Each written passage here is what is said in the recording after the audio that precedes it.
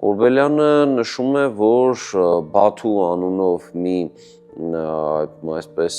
թաթար առաջնորդ, մողոլ թաթարական առաջնորդ ներխուժել է այստեղ վանք, այստեղ ավարառության է ենթարկել վանքը, մասնավորապես նշում է, որ տարել է հայոց արևելից կողմանց հոգևոր իշխանության գլխավոր խորհրդանիշը, խոսքը Գրիգորիսի գավազանի մասին է։ Եվ միևնույն ժամանակ մի խորհրդավոր խաչ, որ 36 ակներ ուներ եւ բավական թանկարժեք եւ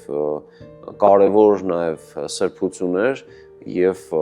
այն եւս ավարառության է ենթարկվել։ Իսկ 1387 թվականի այդ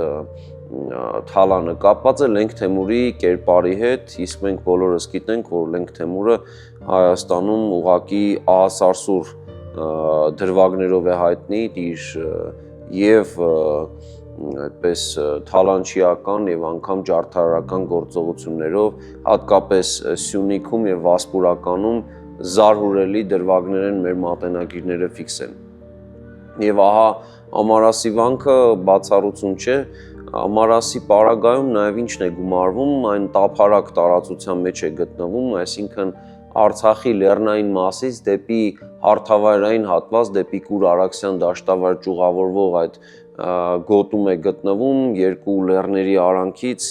այդպես գետահովտով դեպի ավելի ցածրադիր մաս է գնում եւ ստացվում է, որ նա մի կողմից լրիվ անպաշտպան է, այս առումով հեշտ էր հարձակումների ենթարկվում եւ նրա համար պարիսպներ են կառուցվել։ Նախագծի գլխավոր գործընկերն է Կոնվերս բանկը, ֆինանսական աշխարհի ձեր հուսալի գործընկերը։